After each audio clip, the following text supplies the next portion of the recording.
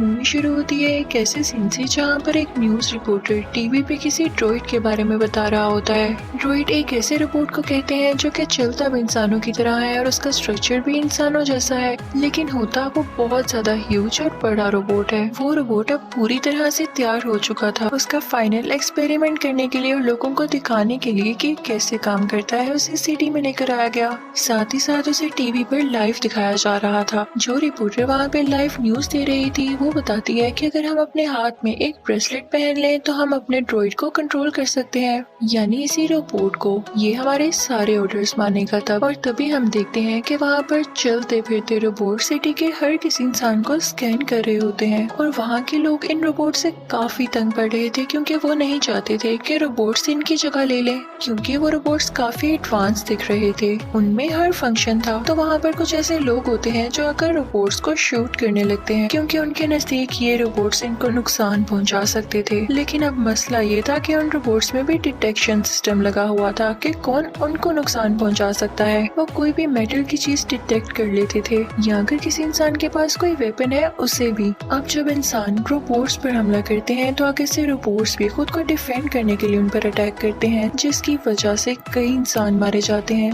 एक आदमी जो उनमें मर चुका होता है, उनका बेटा सामने आता है, उसके हाथ में नाइफ होती है। एक रोबोट उसे डिटेक्ट कर लेता है और बेचारे बच्चे को ही मार देता है। लेकिन टीवी पर जो न्यूज रिपोर्टर होता है उसे इस बात से कोई फर्क नहीं पड़ता। उसे तो बस उस कंपनी के सीईओ ने पैसे दिए थे कि तुम मेरे एड्स लगाओ, मेरे रोबोट्स की तारीफें करो। तो वो कहता है कि ये तो अच्छी बात है कि रोबोट्स में इतनी सेंस है कि खुद को डिफेंड करना है और मेटल जैसी चीजों को डिटेक्ट कर लेना है, ये हमारे बहुत काम आने वाला है। अब लाइव हम देख रहे होते हैं कि पूरा शहर तबाह हो रहा है उन्हीं रोबोट्स की वजह से। साथ ही साथ वो न्यूज रिपोर्टर ये भी बताने लगता है कि इस कंपनी का सीईओ जिसने ये रोबोट्स बनाए वो चाहता है कि और भी मुल्कों में और भी कंट्रीज में ये अपने ड्रॉइड्स छोड़े, यानी यही रोबोट्स, और साथ ही में वो उसकी फेवर भी करने लगता है। लेकिन फिर हम देखते हैं कि यहाँ के सेनेटर इस बात से मना करते हैं कि नहीं। अब सीन चेंज होता है एक पुलिस स्टेशन की तरफ और हम एक डिटेक्टिव मर्फी को देखते हैं। उसकी टीम उससे काफी गुस्सा हो रही होती है। बात दरअसल ये थी कि एक रात पहले मर्फी और उसका साथी किसी आदमी से मिलने गया था।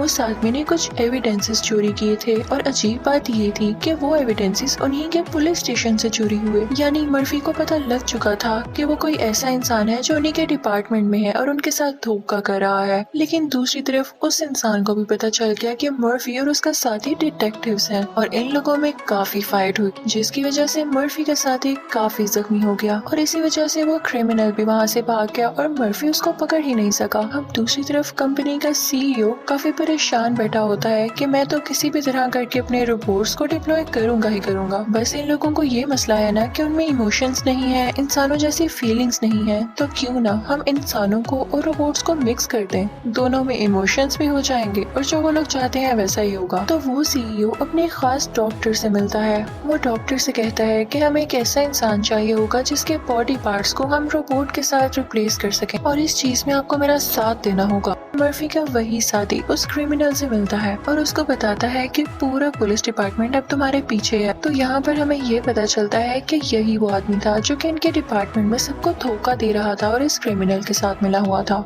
वो आदमी उस क्रिमिनल से कहता है कि हमें इसके लिए मर्फी को रास्ते से हटाना होगा, मैं तुम्हारा साथ दूंगा। तो वो लोग प्लान करते हैं कि हम मर्फी की कार में एक बॉम्ब लगा देंगे और वो जैसे ही अपनी कार के पास आएगा तो ये बॉम्ब एक्सप्लोड कर जाएगा और वो मारा जाएगा। फिर नेक्स्ट सीन में हम देखते हैं कि मर्फी अपनी वाइफ और बेटे के साथ अपने घर में होता है। उसकी बहुत ही प्यारी फैमिली थी और उनमें बहुत ज्यादा प्यार था कि तभी मर्फी को बाहर से अपनी कार की आवाज आती है और जब वो उसे चेक करने जाता है तो उसकी कार में लगा बॉम्ब एक्सप्लोड हो जाता है, जिसकी वजह से मर्फी की हालत काफी बुरी हो जाती है। वो बहुत ज्यादा जख्मी होता है। उसका कोई भी बॉडी पार्ट ऐसा नहीं था जो सही बचा हो। उसके हाथ, उसके पाँव, इवन उसकी आंखें, सब कुछ डैमेज हो चुका था।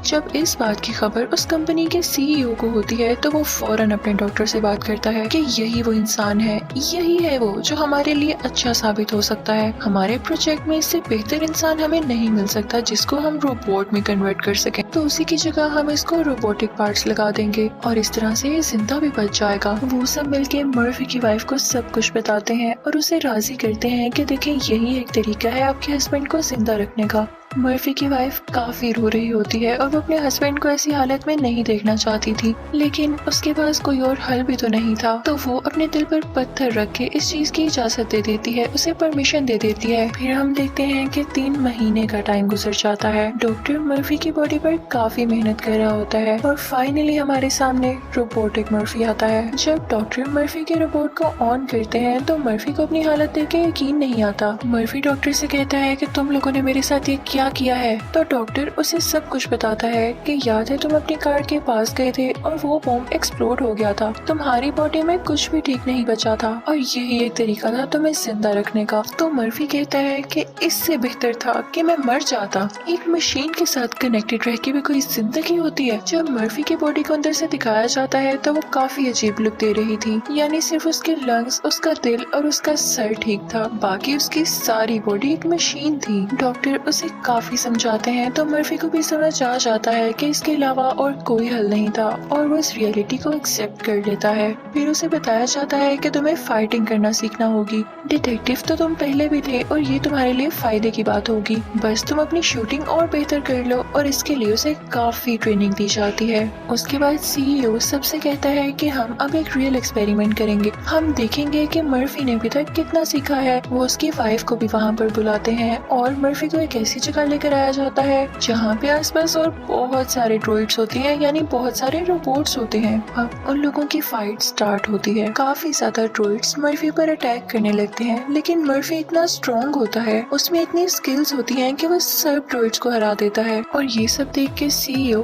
काफी खुश होता है। इस सक्सेसफुल ऑपरेशन के बाद मर्फी को पहली बार अलाउ किया जाता है अपनी फैमिली से मिलने के लिए। अब जब मर्फी पहली बार अपनी वाइफ और अपने बेटे के सामने आता है तो वो लोग काफी सैड होते हैं, क्योंकि मर्फी अब पहले जैसा नहीं था। लेकिन उनके लिए यही बात काफी थी कि मर्फी जिंदा तो था एटलीस्ट और उनके पास था। फिर हम देखते हैं कि एक इवेंट रखा जाता है जिसमें मर्फी यानी मर्फी के ड्रॉइड को सबसे इंट्रोड्यूस करवाना था और सबको बताना था कि कितना अच्छा रोबोट है और उसमें इमोशंस भी हैं, बिल्कुल इंसानों की तरह। सारे 1 बाय 1 उस रोबोट यानी मर्फी के रोबोट से क्वेश्चंस कर रहे होते हैं और वो उसका काफी अच्छे से आंसर कर रहा होता है और सबको इम्प्रेस कर रहा होता है। लेकिन तभी उसकी आंखों के सामने वही फुटेज आ जाती है, यानी उसके कार के एक्सप्लोजन की। ये चीजें देखकर उसका माइंड अपना कंट्रोल खो देता है और उसे काफी दुख होने लगता है, जिसकी वजह से उसके सिस्टम में एरर आने लगता है। तो डॉक्टर फौरन से उसे शट डाउन कर देता है। अब वहाँ के डॉक्टर्स मिलकर एक प्लान करते हैं कि हम इसका इमोशन लेवल 0 कर देते हैं, यानी अगर इसमें कोई फीलिंग्स ही नहीं होंगी तो इसे अपना पास्ट याद करके भी कोई दुख नहीं होगा और ना ही इसे कोई मसला होगा। तो वो लोग ऐसा ही करते हैं, उसके सारे इमोशंस, उसकी सारी फीलिंग्स उसकी बॉडी से निकाल देते हैं, जिसकी वजह से वो अब एक मुकम्मल रोबोट में बदल चुका था। अब जब उसे डेमो के लिए ले जाया जा रहा होता है तो उसका बेटा उसकी तरफ स्माइल पास करके देखता है, लेकिन वो तो सीरियस होता है बिल्कुल।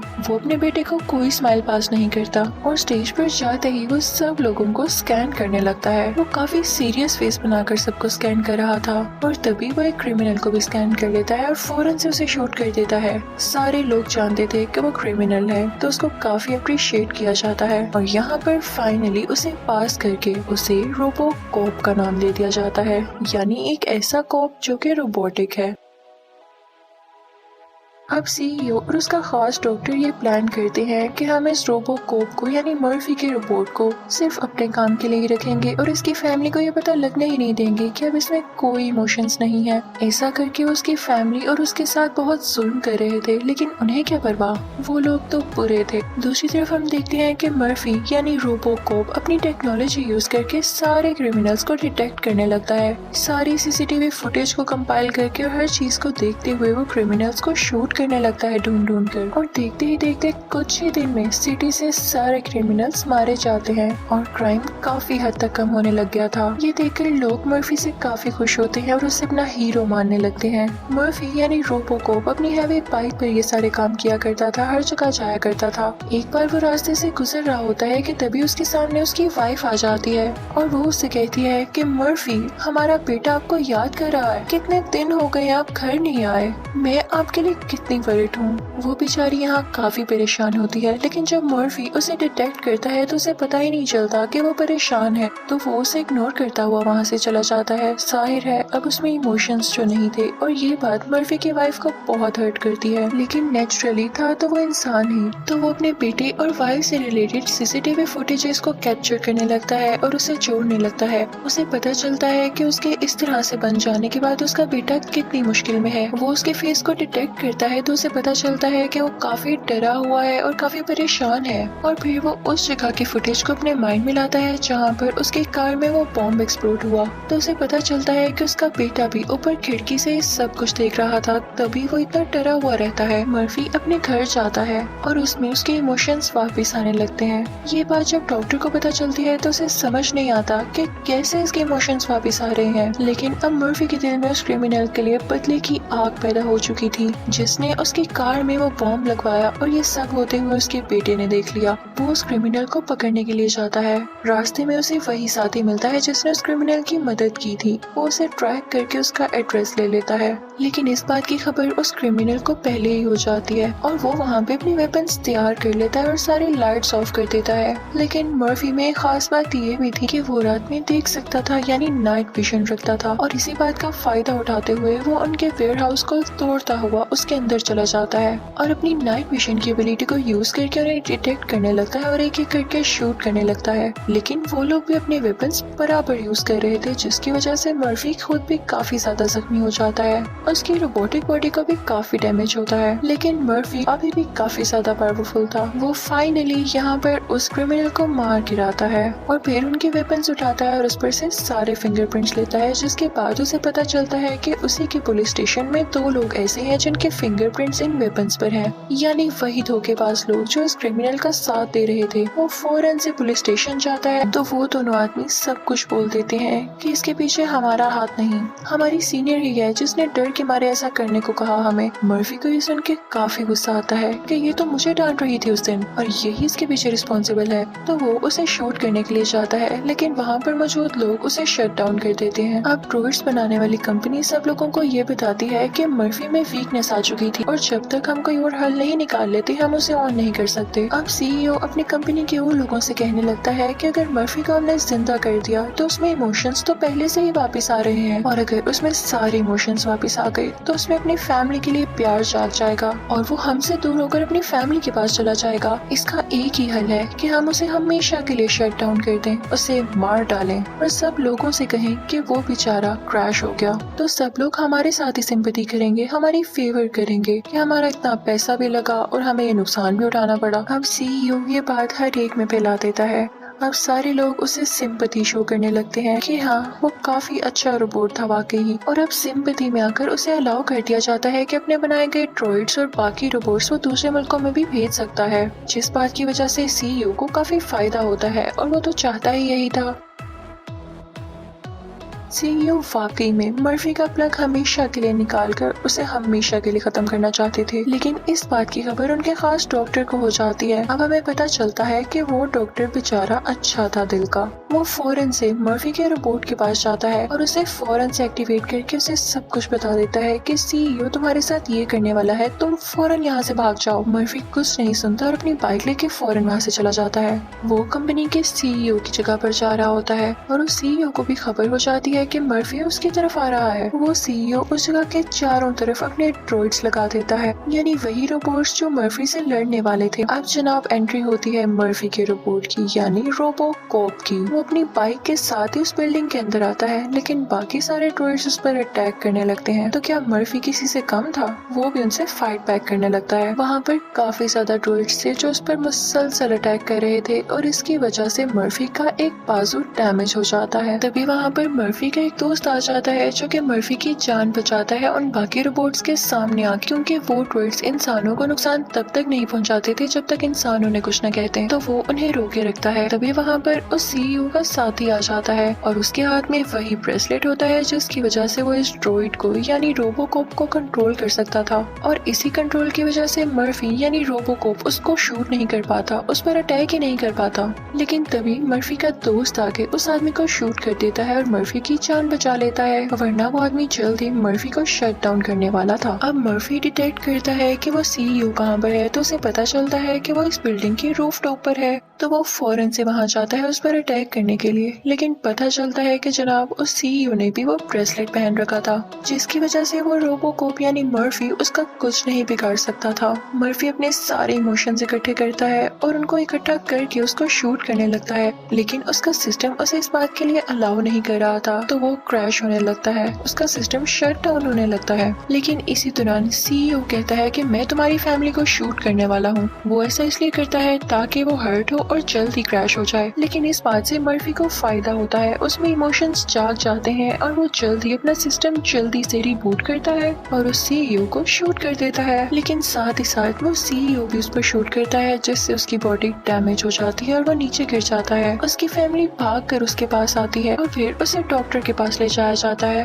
वही खास डॉक्टर। वो उसके लिए एक नया रोबोटिक सूट तैयार करते हैं और जब वो बिल्कुल ठीक हो जाता है तो उसकी वाइफ और उसका बेटा उसके पास आते हैं और वो उससे कहते हैं कि हम अब आपके साथ हमेशा रहेंगे, हम कभी भी आपको अकेला नहीं छोड़ने वाले, क्योंकि आप हमारी जान हैं, हमें आप पे प्राउड है। अच्छा जी, अगर अब हम बात करें दूसरे मुल्कों में वो रोबोट्स भेजने की, तो गवर्नमेंट सब कुछ देखते हुए इस चीज का अलाउ ही नहीं करती, क्योंकि ड्रॉइड सब खतरनाक भी साबित हो रहे थे। ये मूवी भी यहीं पर खत्म हो जाती है। Thank you for watching.